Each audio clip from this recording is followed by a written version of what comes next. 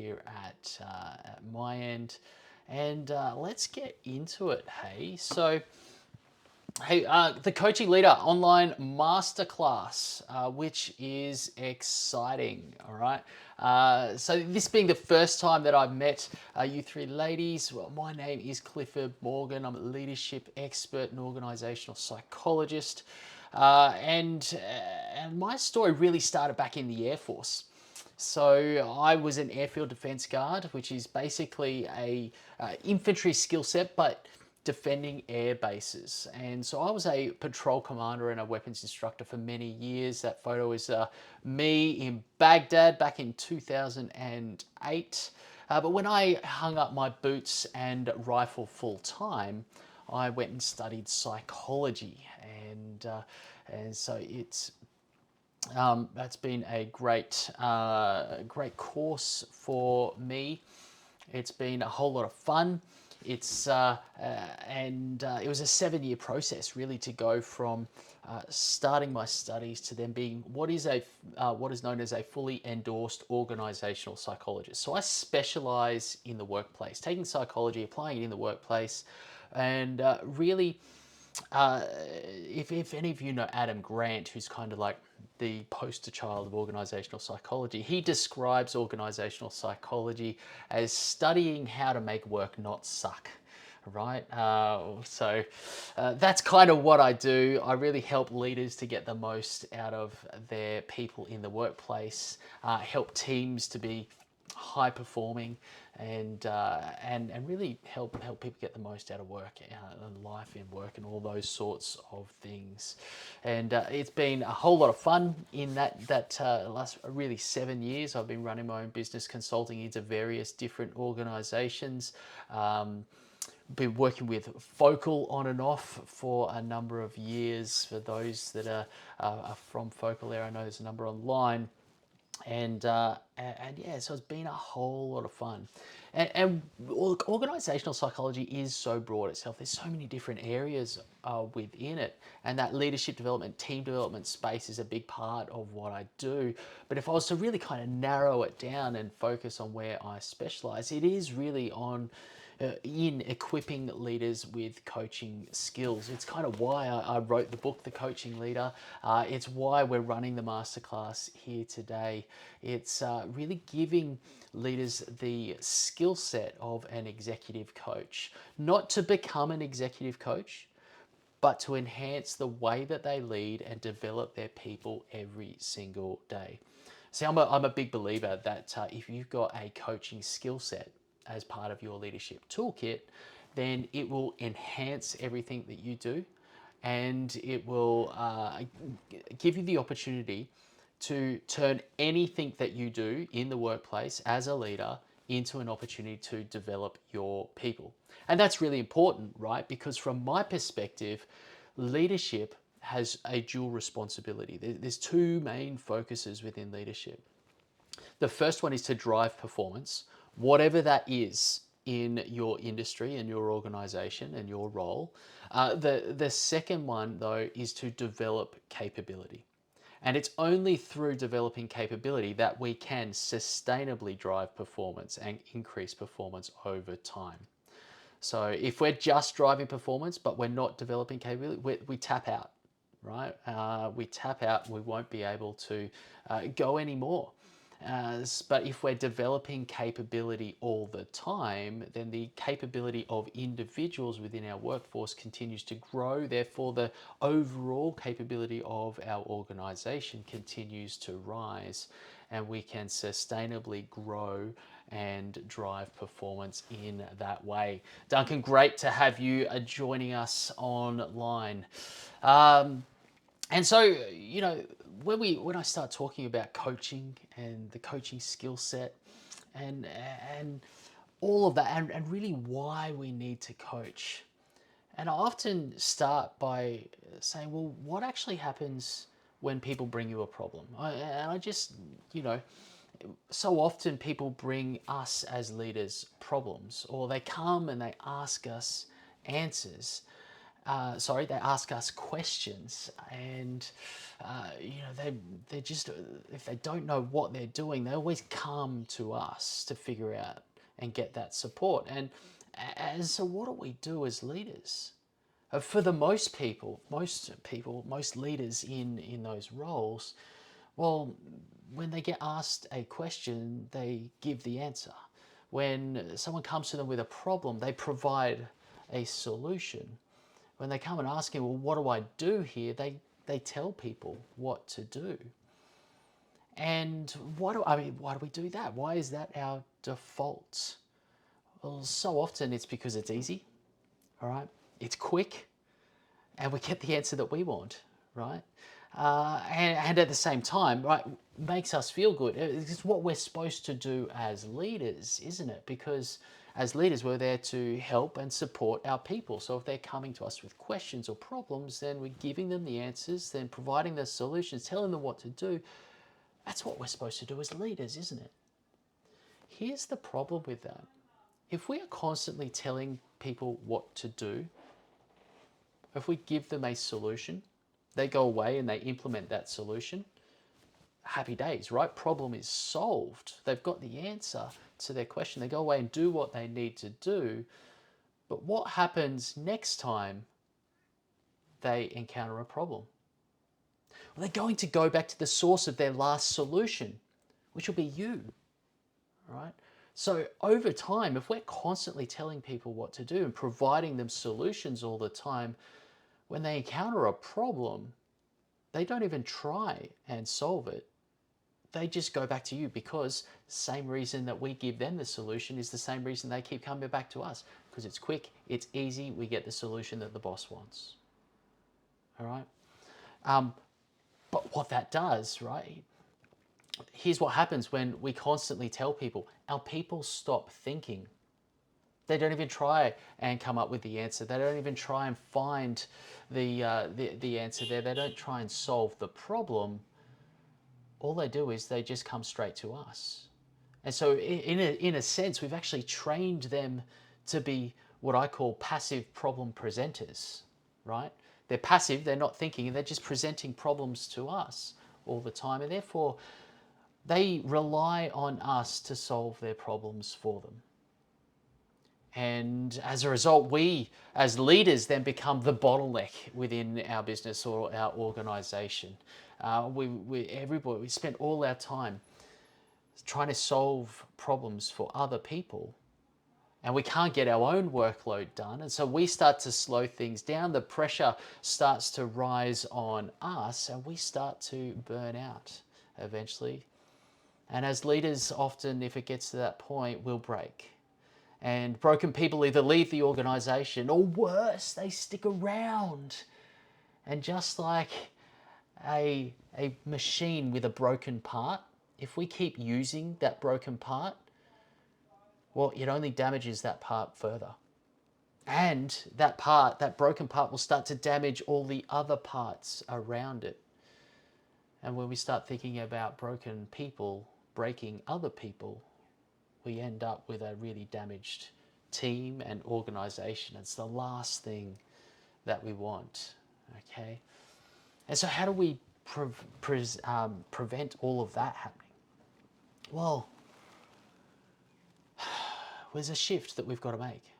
There's a shift that we've got to make, isn't there? If people are coming to us with problems, and if we're always telling them the answer or telling them the solution, we've got to make a shift in our approach from telling to asking.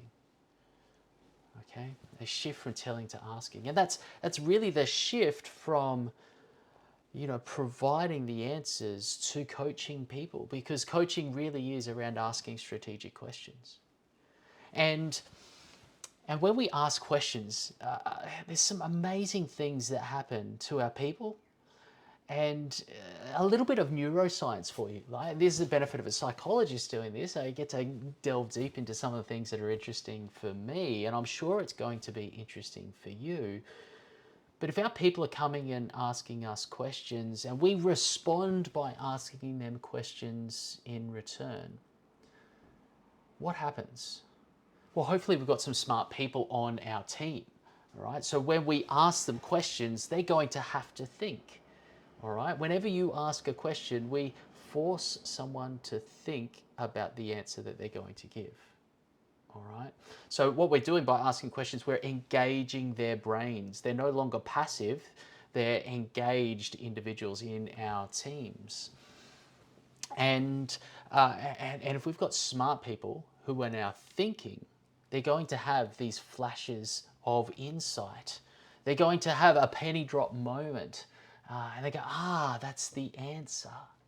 All right. So when we have those penny drop moments, those flashes of insight, what's actually happening inside our brain is we're getting a spike of dopamine. All right. So dopamine is a neurochemical that we all associate with feeling really good. Okay. And often with reward. And it's true that we do have dopamine when we get, when we achieve a goal or we get a reward. But the primary purpose of motivation in our brains is actually, purpose of dopamine in our brains is motivation, all right? It's the motivation chemical. Our, our, our dopamine is not at its highest when we achieve, but it's at its highest right before we achieve. When we are most motivated to finish, to get things done, to cross the finish line. And so dopamine is a really important chemical because it motivates us. Now, here's the really interesting thing about dopamine, right? The byproduct of dopamine is adrenaline. So when we actually get the dopamine and it's used in our brain, we then get this spike of adrenaline. So we're feeling more energized.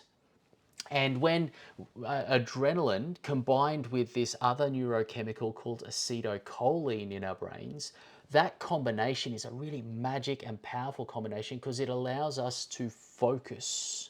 All right. So if we're asking more questions, our people are getting insight. They're getting a spike of dopamine, which means they feel good, they're more motivated, they're more energized, and they're more focused. Now, if they are feeling good, energized, motivated, and focused, well, that means they're going to be more productive. They're going to be more proactive in the workplace, which means they're going to achieve more and get more done, and they're going to feel more satisfied in their work. Now, you just think about that, and you think, well, if our people are feeling good, they're motivated, energized, focused, they're productive, proactive, and they're satisfied in their work, why would they ever want to go anywhere else? All right. We're meeting all their needs in the workplace. And particularly when you start thinking about the current environment, recruitment and retention is so important. Finding good people and then meeting their needs and keeping them is a real challenge for all of us. And it's really interesting, particularly as the needs of the workforce start to shift because millennials, Gen Z, and Gen Alpha coming in behind them, the research tells us that they want up to 50% more development in the workplace than previous generations. But what's really interesting when you dig a little bit deeper into that research, the where they want that development to come from is really interesting. They don't want to be sent away on some external course. They don't want to go and do, their masters or MBA or something like that. The majority of people want the development in their workplace to come from their immediate supervisor. They actually want mentoring type relationships with their managers. And if we can't do that and do that effectively, and we can't meet their needs, their development needs, well, there's never been more opportunity for them to go somewhere else and find a workplace that is going to meet those needs.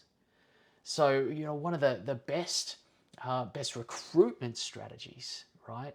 But also one of the best retention strategies is really to focus on our ability to develop those that work for us. And coaching and that skill set is really so powerful in that space, right? And so when we think about it, when we start asking questions, it's really, really so powerful for our people. Now, I've only got a limited amount of time here today. So I can't go through all the skills and things that I would in a full training session and that. But I want to kind of give you a bit of a framework, right? How do you coach people? How do you ask questions? How do you know what the next best question is to ask? What questions to ask? And I talk about strategic questions, and I'll always say there's never a right question versus a wrong question in a specific scenario, because there's always multiple questions that you could ask. And so I think it's always good to talk about, well, what would be an effective question? What's the next most effective question, or an effective question that will help people figure out what the next step is? And so this particular framework here is a great one. It's one of the original coaching frameworks that came out there. It's simple, it is so flexible, you can use it in so many different ways, and so it's the one that I'm going to give you now. And it's called the GROW model, all right? The GROW model, which some of you may have heard of it before, but really quickly, let's just look at that, right? Goal, reality, options, way forward. And so if we go through each of those stages here, all right, we talk about the goal, all right? What is the goal? And this is really where we start, right? What are we trying to achieve? What's the goal that we're chasing? What is the outcome that we're after? What is it that you want? And we might spend a bit of time here trying to get some clarity. And it's amazing, how many executives that I'll sit down with in a coaching session, and they're telling me about the problem, and they're just talking about the problem. And I simply stop them and I go, okay, I understand the difficult situation. I understand what the problem is, but what do you want? And I'll just get this blank stare. They've been so focused on the problem, they haven't actually thought about, well, what do I want? What might the solution look like? And so that's really what we've got to start. We've got to understand, what are we aiming for? Are we clear on what we're working towards and where we want to go? And so getting clarity, I reckon this is one of the most important parts, because if you've got clarity as to what you want to achieve and where you want to go, usually figuring out how to get there is pretty straightforward, or it's at least a whole lot easier. But a lot of people don't take the time. They're going so fast and just trying to solve problems. They don't take time to get clear what it is they actually want to achieve. And so we ask those questions. What do you want to achieve? What do you get them to speak it out so they get clarity? The next one is, what's your current reality? All right, what's the current reality? What's the current context that you're in? What's the situation or the scenario? What are all the major considerations that we've got to take into account here? What might be some of the limitations that we've got to operate within, the constraints of the scenario or the business setting, the environment, whatever it may be? What is it that you've tried and considered already that hasn't worked? What might be the resources we've got available? All these sorts of things to kind of understand, where are we currently? Because if the goal is where we want to go, we can't figure out how to get there if we don't understand where we are right now. It's a bit like a GPS, right? The GPS always starts with, where are you currently, and then you enter in where you want to go, right? Or you enter in where you want to go, and then it gives you the route from where you are. And so coaching's a bit the same. We've got to start with where we are before we figure out the route to get there. The next part here is the options stage. All right? What are the options to get from where we are currently to where we want to go? What are the different courses of actions that we could take in order to achieve the goal, in order to get the outcome that we are after? And if you're doing it in a pure coaching context, you don't put any of the options down. You're trying to get them to get as many options there as possible. Now, here's what's going to happen. If you're trying this for the first time, you're going to say, okay, cool. So what are the different options that you've got? And I guarantee you, they're going to give you 3 different options. And that's the easy thinking. That's the thinking that they could do without you coaching them. And so what you want to do is push them and say, and what else? Right? How many? Well, give me some more options. I generally try and get people to put 6 or 7 different options down. And so often the CEO or the executive that I'm coaching will come back to me and say, Cliff, it was number 6 or 7. That's where the gold was. Because I've pushed them to do the hard thinking that they wouldn't do if I wasn't coaching them. All right. And once you've got a list of options down, then you evaluate them, right? You evaluate the options. Which ones are realistic? Which ones are good? Which ones are feasible? Which ones are going to give us the best return on investment? And you decide, hey, I'm going to choose this particular option, or I might do this one and this one. We can do 2 concurrently. They're not always mutually exclusive. And finally, we then work out, well, what is the way forward? All right, what is the way forward? What are you actually going to do? And this is where we really develop an action plan. And so, okay, what are you going to do by when? All right. And it's the more specific you are, the more meaningful you become in this. All right. What's the specific task?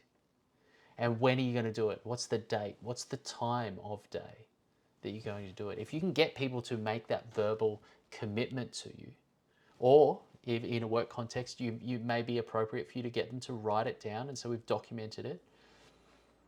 But if you can get them to make a commitment to you, then the more likely they are to go away and action it. And if you've written it down and documented it, then you can hold them accountable to that, right? And so that becomes really important. But really what we're trying to do here is to get them moving, to build momentum, all right? And so in this stage in coaching, so often I'll say, okay, we're pursuing this particular option, this particular course of action. What are the 3 things that you need to do in order, the first 3 tasks that you need to do in order to take action or implement that particular option? And it may be, okay, I've got to speak to this particular person. All right, what do you need to do to speak to that person? Well, I've got to book a time. Okay, so how are you going to book a time? Well, I'm going to send them an email. Okay, cool. So when are you going to send them an email? All right, and when are you going to send the calendar invite? And when are you going to book that particular meeting? And I get them to say, okay, I'll send them an email, at 9 a.m. tomorrow morning. Okay, cool. All right. And depending on their response, by lunchtime, I'm going to send the calendar invite. And so what we're doing is we're getting really specific in terms of small steps. We're breaking it right down. And what happens then is we're building the motivation and the anticipation. 1, we're getting clarity as to what needs to happen, but 2, we're building the motivation and the anticipation. And so, they send the email. Okay, awesome. That's like tick in the box. That's the first action done. I feel good about that. There's a hit of dopamine. There's a sense of reward for having achieved something. I want to feel good again. What's the next thing I'm going to do? Well, I don't have to think about that because I've already articulated it. And so I'll go straight ahead and I'll do that. I'll send the calendar invite. Again, I feel good. Tick in the box. It's a win under the belt. I get a spike of dopamine again, and I'm motivated to keep on going. What's the next thing? I don't have to think about that because I've already articulated it. I'm going to go straight on and do that. And all of a sudden, we've built this sense of momentum for action. And they can figure out, the 4th, 5th, 6th step to implementing that particular option themselves because they've got the momentum that we've created through this stage of action planning and developing the way forward. Okay. So does all that make sense to you guys? I can see Kerry nodding your head. Katie saying yes. Good. Sam saying yes. Which is great. So remember, if you've got any questions at this point, Ruth's giving me the thumbs up. I love that, Ruth. If you've got any questions, chuck them in the chat about different scenarios or things like that, and I'll circle back and capture those as we go. So here's what we're trying to do, right? As we take people through this grow model, what we're trying to do is to get them to come up with the answers themselves. We're trying to ask them questions for them to identify the solution to the problem that they're facing. Because when they come up with the solution, one, they're more motivated to implement it because it's them. They've got a greater sense of ownership over the solution. There's a greater sense of accountability. They're going to put more effort into making it work because it's their idea. Okay? And what we're also doing is training them to think, training them to ask the same questions that we would ask them. See, if we're taking our people through the grow model regularly, it's going to look something like this. They're going to say, all right, I've got a problem. I need to go see my leader. I've got to go see Cliff. Okay, cool. Hold on a minute. Before I go and see him, I know he's going to ask, what's the outcome I'm after? So if he's going to ask that question, I need to be able to answer that question. So do I have an answer for that question? All right, cool. Clear on the outcome. All right. Then he's going to ask me, I know because he always does, he's going to ask me, what are the main considerations here? What are the constraints we're operating within? What's the current context? So just give me a minute while okay, cool, I can answer those questions. Awesome. Hold on, he's going to ask me what are, a number of options that I have in this situation. Do I have 4 or 5 of those in my back pocket? Okay, cool. Now, he always asks me which of those options do I think is the best one. So I'll probably go that one will be the best one. And then he always finishes off by saying, well, what would I do to implement it? So can I answer that question? Hold on a minute. Do I even need to see Cliff? I'm just going to go away and solve the problem. Right? That's what we want to train our people. We would take them through asking these questions so often that they'll start asking themselves to those questions, those very same questions. And this is how we build initiative. This is how we build proactivity within our workforce, by training them to think proactively, by simply asking them questions, all right? And the end game is to kind of make yourself a little bit redundant, right? I love that principle. John Buchanan, the former Australian cricket coach, when Mark Taylor and Shane Warne and Glenn McGrath, that golden era of Australian cricket under John Buchanan, his whole philosophy there was to make himself redundant. He would teach and train and coach and ask the questions of the players so that the players would ask themselves those same questions and get the feedback that they needed and identify what they needed to improve themselves, so that he just had to sit back and kind of, give them a bit of encouragement every now and then. And I think that's really where we want to be as leaders, right? We want our people to come up to us and say, hey, Cliff, we had this particular problem, and or we've got this particular problem, and here's the situation. Here's what I think we need to achieve in this scenario. Here are the considerations that I've taken into account. I've thought about these 4 or 5 different options here. I think this is the best one, and my intent is to go and implement that. Are you okay with that? Right? And we just have to go, sounds good. All right, go and do it. Or we have the opportunity to go, well, that sounds great, but have you thought about this? And just tweak their plan. Because if they come up with a plan to solve the problem, right, and we can tweak it, they still have ownership over it. But we make sure it's as effective as possible. And the end game, really what we want, right, the step beyond that, is where people come up to us and they go, hey, Cliff, just want to let you know, we had this particular problem with this scenario. And these were the considerations that we took into account in order to get this particular outcome. We considered these 4 or 5 different courses of action. We chose this one as the best one for these reasons. We've gone away, we've implemented, we've solved the problem. It's no longer a factor. Just wanted to let you know that that's the process that we went through. I mean, how good is that? How easy does your job as a leader become if your people are just giving you FYI, this is what happened, right? And that's really when we get to that stage, right? We really reap the benefits of making that shift from asking to telling. What we've done when we get to that stage is turn passive problem presenters into active solution generators. All right, that's what we want for our team. That's where we get maximum initiative and proactivity and productivity from our people. And it's at that stage, really, we relieve the pressure on ourselves as leaders and the pressure on the business as a whole rather than reinforce it. Okay? And so we want to make that shift. So I want to kind of stop there. What would life be like for you guys if you could get there, right? What would life be like if, what would your work experience, how would it change if the people that you led and the people in your team were active solution generators, that they were coming up and saying, hey, here's a problem, here's what I think we should do, are you okay if we do this? What would be different for you? Put it in the chat. Or if you want to, you can jump off mute and, and you can share. What would it be like for you?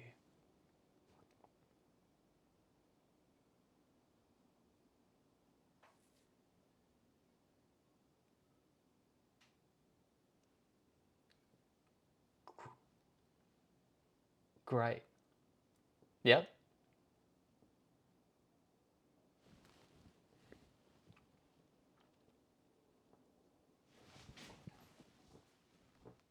Yeah.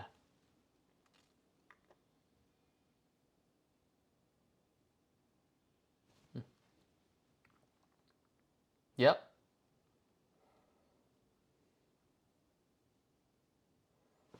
Mm-hmm. Yeah. Yeah.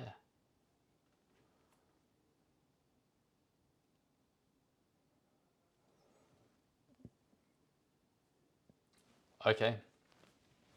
Yep.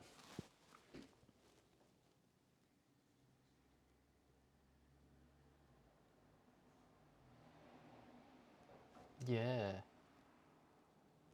Yep.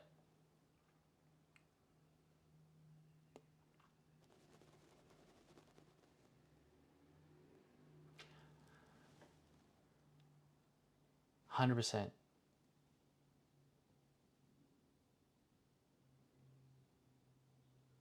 Yeah.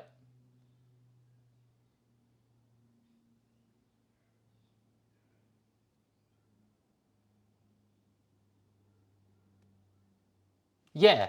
And and look at the end of the day, right? The grow model is just an easy framework for you to use. You can use different labels. You can, add other steps in and all those sorts of things. But as long as you're getting people, whichever way is getting people to ask themselves questions, right? And so that they're thinking proactively in a way and in a flow that's going to allow them to discover those answers, right? I think about a scenario, right? So I was quite heavily involved in standing up the Air Force Leadership Coaching Program. And what we were doing, we were training a whole bunch of leaders in coaching skills, right? And there was 2 particular sergeants that came to one of these workshops very early on in the program. And they had a problem where they had quite a junior workforce. So their workforce was aircraft technicians. So they were the plane mechanics and those sorts of things in the Air Force. And just because of posting cycles and deployments and things like that, the people that they had in the workshop at the time were all very junior and inexperienced, which meant they constantly were coming to the two sergeants and asking them questions and bringing their problems to them and everything that we've spoken about.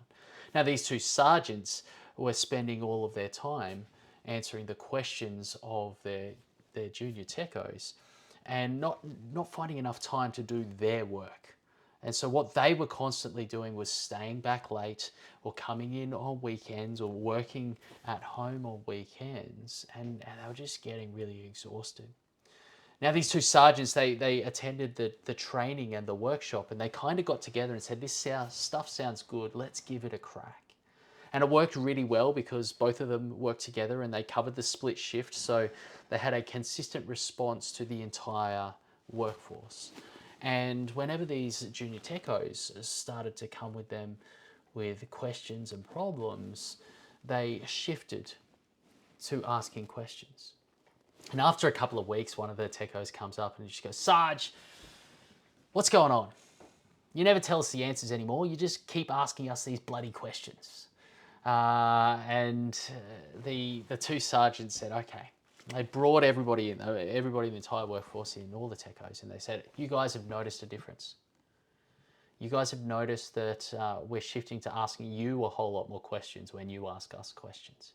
Here's why. We went and did this coaching thing, and this is what coaching is, and this is what we're trying to achieve with you. And all the techos kind of got it, all right, understood it. And 6 weeks later, the environment in that workshop had completely turned around.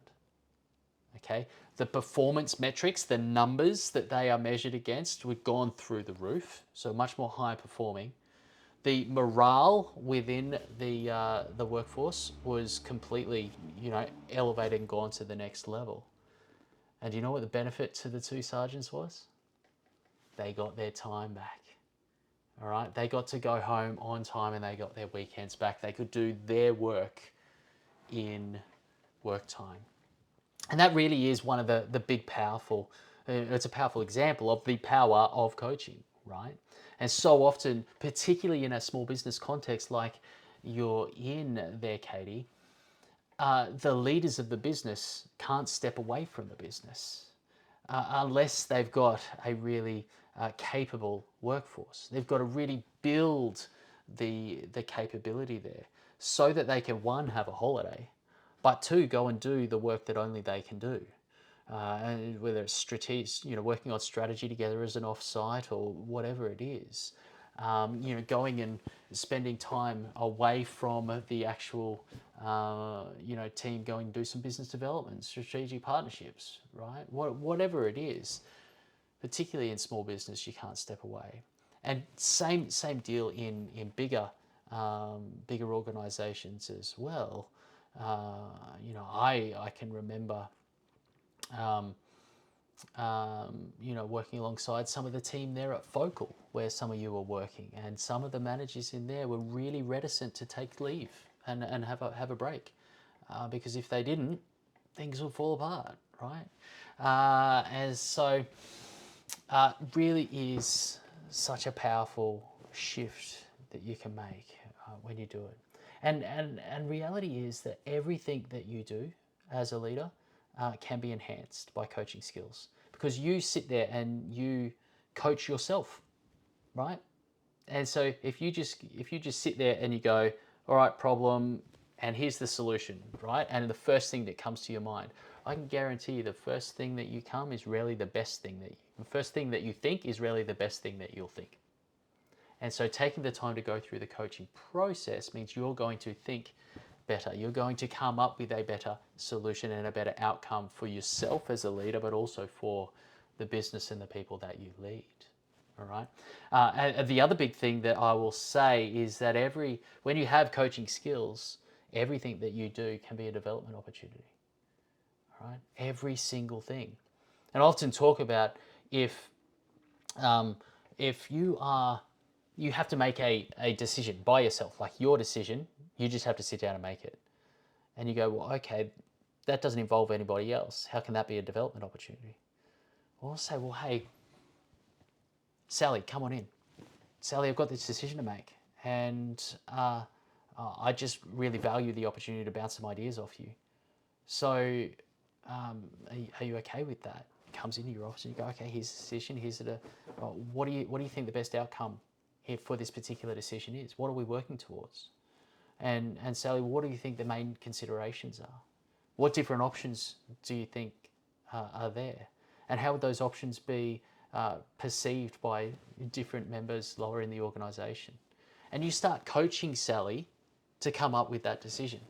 And at the end of it, you say, well, Sally, hey, thank you so much. Still not sure exactly which way I'm going to go with this, but I really value the opportunity to speak with you and work with you, hear your thoughts on this. Sally leaves. Now, the benefit to Sally then is that, she feels valued, that you're going to ask for her opinion.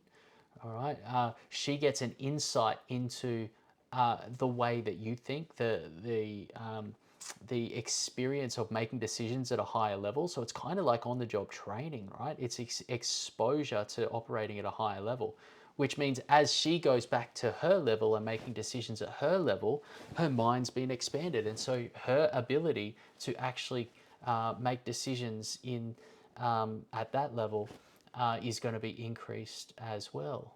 And then the benefit for you, right, is that you get to see where Sally's at. You understand where her capability is, potentially where her gaps are, and where you need to put your development energies and investments into Sally. But I tell you what, you're going to come up with a better decision. You're adding her input, a second brain, her insight, how things are perceived at a lower level, all of that feeding into your decision. And I tell you one thing that I've learned coaching over the last decade is that the more you coach someone on a particular topic, the more clarity you get as the coach on that particular topic, right? And so you're going to get a whole lot of clarity there. Simple example of a task that doesn't involve anyone else is your task specifically. But if you've got a coaching skill set, you can enhance your ability to do that task, but you can turn it into an opportunity to develop your people as well. All right. And really, to kind of start to wrap this up, the quality of the questions you ask will determine the quality of the thinking that gets done, and therefore the power of the insights that are gained by your staff. All right, which is really important. Okay, just looking at the chat here, Samantha's saying my boss bought me a mouse pad for a laugh and says, let me drop everything and work on your problem, right? Using the coaching method would help me in this, help me push back with this, and I gain more focus on what I should. 100%, right? And it's really interesting. There's in part of the book, right, I talk about coaching softens the edge for leaders. So you can actually push back and you can push people, but do it in a way that's quite soft, quite subtle, and doesn't come across as you being hard and direct and overbearing, which is a really important skill, right? We want to drive performance. We want to push people and make them better and get them to do the hard thing. But if we're telling people what to do, if we're directing, we can come across as dictatorial. But if we are asking them questions and getting them to come up with what they should do in order to push them forward, what they should do in order to be more high performing, then it doesn't feel like we're being too overbearing, right? It's a much more softer approach, which is really good. And so hopefully, today you kind of understanding what coaching skills are. It's a bit of an introduction, and the importance of making this shift from telling to asking. All right. But I don't want it to end here today. I want to equip and empower you to go away and start doing this yourself. Start coaching, start making that transition and shift yourself. All right. So I want to give you a couple of extra resources. And so your QR code, if you want to scan that and enter your details, we'll send these directly to you. The first one is a beginner's guide to coaching conversations. This is where we've got the grow model listed out, and we've got a whole stack of questions in there that you can use. It can be a bit of a prompt. You can take it and start to coach straight away, or you can give it to one of your team and they can either coach themselves or coach other people, right? And so that's a really handy tool there. We've got a grow model poster that you can stick up on the wall as a bit of a visual cue and a reminder to take yourself through it.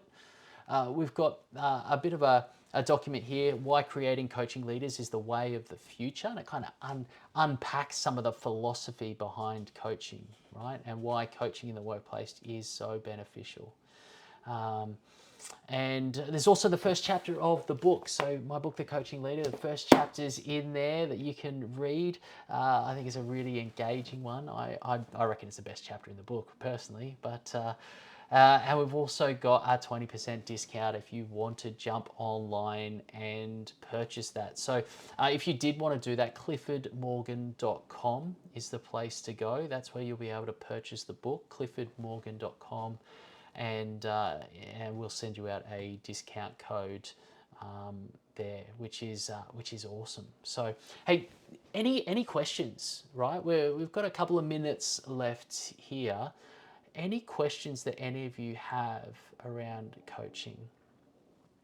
Yeah, so Sammy and Kerry both want to get a copy of the book. Awesome. I'll make sure you get the discount code so you're not paying full price. Does anyone have any questions? While you might be thinking of those, I know we've got a couple of questions that people sent in, right? I find myself answering questions when I could be coaching and making individuals more independent. How do I change this, right? So yeah, right, okay, cool. So this was sent in by John. He's not online here today. Not you, John. No, John Duncan's here online. I'm assuming it's not that. No, it's not that John. But this question. So knowing the John that it's from, if I look on here, John knows what coaching is, right? But he still finds himself answering questions all the time and providing. So still telling, right? So how do we prompt ourselves? Because really, coaching is not always the best or the right solution for leaders. Sometimes we do have to tell, but I reckon coaching is the best default. Too often, leaders and managers, their default is to just tell, right? And so we need to shift our default so that our default is asking questions. And so how do we do that? Well, a couple of things, right? Visual cues are amazing. There's so much in psychology that visual cues can help us just keep it front of mind, right? Keep it front of mind. And so whether it's the grow model poster and chucking it up there, right? Just to keep refreshing us of coaching. It might be that you insert it in, like plan it in. And you go, okay, so in this meeting, I'm going to ask these questions. As you prepare for the meeting, you might have the grow model sitting there with you, right? By the way, the grow model is so flexible. You could use it as a meeting agenda. I know teams that use the grow model as a meeting agenda, right? The purpose of this meeting is, right, to get a decision on this particular thing. Okay, where are we at with this? What's the current context of this decision? All right, what are the options that we've got? Okay, who's doing what by when? Right, it's just following the grow model, and it makes the meeting really efficient. But as you prepare for meetings, you might have the grow model there. You might have a go-to question. All right, and for me, it's okay. What's the outcome we're after here? If you ask anyone who I am coaching or supervising or mentoring, even just some of my friends and family, right? If they bring me my go-to is what's the outcome we're after here. And so they generally will come to me now and they say, okay, cool, I wanted to have a chat about this. Now, the outcome that we're after here, they're anticipating the question, right? And they start the conversation like that. because, as we've said, it's almost like I've trained them to ask that first question. But if you have that as your go-to question, then you don't have to think about coaching, right? It's just, all right, it just happens naturally. And it makes it easier for yourself to just start that coaching process. The other one there is reflection and projection, right? So you sit down at the end of the day, schedule it in your calendar, get a reminder that comes up, and go, all right, where were the opportunities to coach today? Did I actually just take 5 minutes? And you might dot point them down. And you might go, okay, I had one here that I missed. I missed these 3 opportunities, but this conversation here, I did intentionally try and coach. Okay, and so you're reflecting back. And then you project forward. So the reflection is looking back, and then projection looking forward. And you go, okay, tomorrow, where are the opportunities that I might have to coach? And you look in your calendar and you anticipate what are the opportunities to do there. And what you're doing is the more readily you can identify the opportunities in the past, the more quickly you'll identify the opportunities in the present, so that you are mindful of going, opportunity coach, let's ask this question, right? So there's a couple of things around how do we shift that default, make coaching a default thing for us. The reality is the more you coach, the more you are intentional about asking questions, the easier it will be. And I can talk about the neuroscience of that and rewiring our brain and strengthening neural pathways and all that sort of stuff. But the key there is the more that we do it, the easier it will become.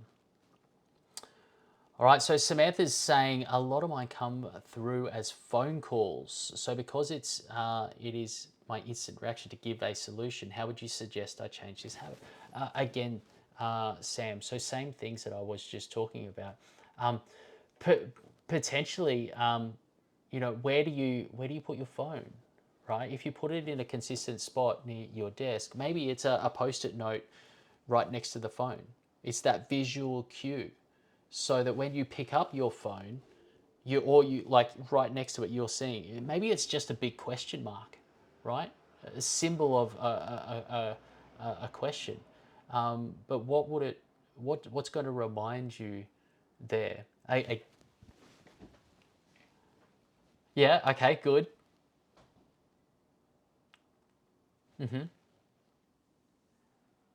Great. Yeah, awesome. So that's where I would start, right? What's the visual cue?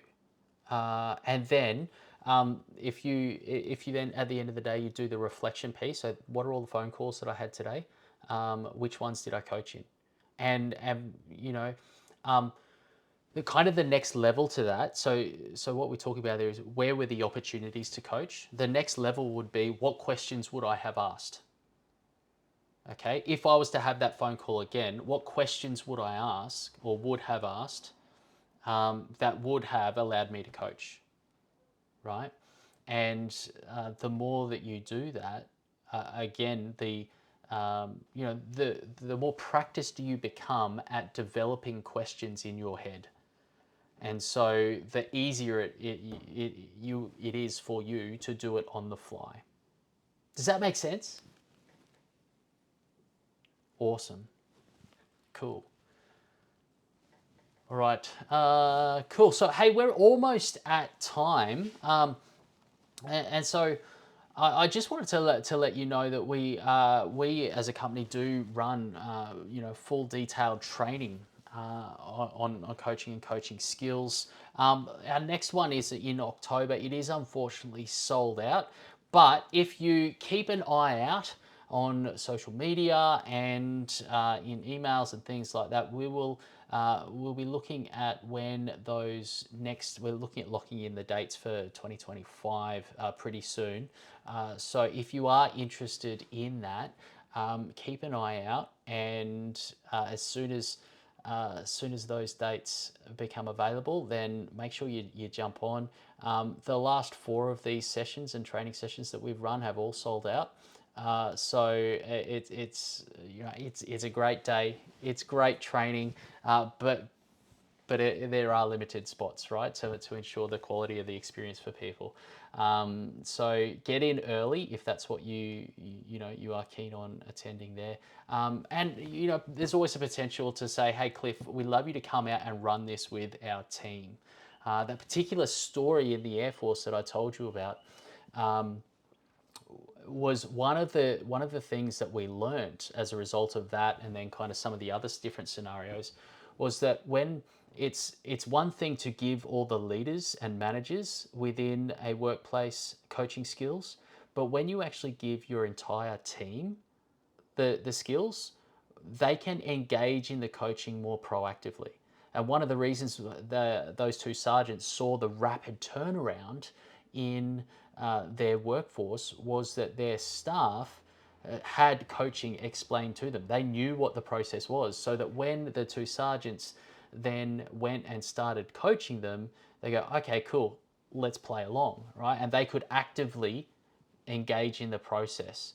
And then, because they knew what the process was, it was quicker for them to go away and coach themselves, engage in that process independently, because they had it explained. So in those in companies where I go and I explain what coaching is, and we run some training for both the leadership and staff, we see pretty drastic turnaround pretty quickly, right? Which is awesome. So always the opportunity to run some in-house training there as well for you. But cool, that's really it for today. I hope that's been valuable. I hope that you have taken away some really valuable insights. What I'd encourage you to do before you jump on offline is what's your key takeaway? Throw it into the chat. So you can share that with me and with everybody else. And what I'd say is go and start applying, right? You'll get those resources coming through to you, so they should equip you to go and do this. But go and eat, sleep, coach, repeat, right, is what I say. So yeah, I'll stick around for a couple more minutes if anyone does want to stay online and have a bit of a chat and ask some questions. But we'll officially close the session now. So thank you very much for enjoying and for joining me today. Can't get my words out. And hope you enjoy the rest of the day and have a great weekend. See you later. That's all right.